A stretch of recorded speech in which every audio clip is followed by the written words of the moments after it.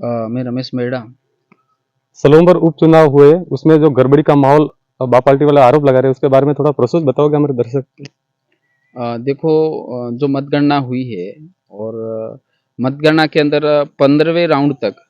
15 rounds जो हुए हैं वहाँ तक तो सब कुछ सही चल रहा था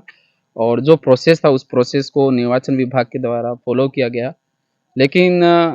15 राउंड पूरे होने के बाद जस्ट उनके पास किसी का फ़ोन आता है निर्वाचन अधिकारी के पास और उसके बाद से ही जो प्रोसेस होनी चाहिए उस प्रोसेस को फॉलो नहीं किया गया और 18, 19 और 20 जो राउंड हुआ है उस राउंड के अंदर जो मतगणना वाली जो पेटियां थी वो दूसरी पेटियों को वहां पर लाया गया जो पेटियां पहले सीरियल वाइज लाई जा रही थी और अचानक 18 राउंड के बाद 18, 19वां और 20वां ये 3 राउंड की जो पेटियां आई मत पेटियां जो आई है वो मत पेटियां कहीं दूसरी जगह से उठा के लाए, दूसरी जगह से। ऐसा हमने कर्मचारियों को भी देखा लाते हुए और ऐसा हुआ है और एक दो जनों ने हमें बताया भी कि इस तरह से वहां पर गड़बड़ी की गई है। तो यहाँ पर पूरा निर्वाचन विभाग का क्या कह सकते हैं, निर्वाचन विभाग की मिली भगत है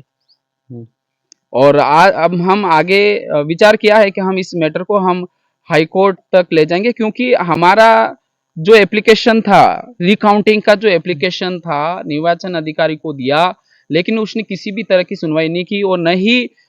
उसने उसके ऊपर कोई एक्शन लिया है। तो इसमें निर्वाचन अधिकारी सीधे तौर पर शामिल है जबकि 21वें राउंड पर हमारे जो प्रत्याशी है वो प्रत्याशी ने सीधा लिख के दे दिया था कि मैं इस रिकाउंटिंग से सॉरी इस मतगणना से मैं संतुष्ट नहीं हूँ, बहुत सारा गड़बड़ हो रहा है तो इसको रिकाउंटिंग की जाए। लेकिन उनकी बात सुनी नहीं गई और पूरी मतगणना होने से पहले पूरी मतगणना 22वां राउंड होने से पहले ही उस प्रत्याशी को विजय घोषित कर दिया जाता है और उसको प्रमाण पत्र, जबकि 22वां राउंड बाकी 22वें राउंड के लिए सारी पेटियां पड़ी हुई है ना, और उसको लाया नहीं गया। उससे पहले ही उस बीजेपी का जो प्रत्याशी उसको अंदर बुलाकर उसको विजय घोषित कर दिया जाता है। और इसमें सरासर ये जो निर्वाचन विभाग है या चुनाव अधिकारी है उनकी पूरी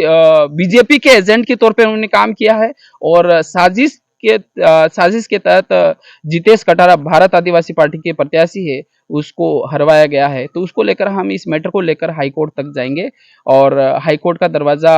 खटखटाएंगे न्याय के लिए। हम माननीय कोर्ट पर विश्वास करते हैं। हम जो संविधान के अंदर जो सिस्टम बनाया गया है हम निश्चित रूप से हमें कोर्ट से न्याय मिलेगा।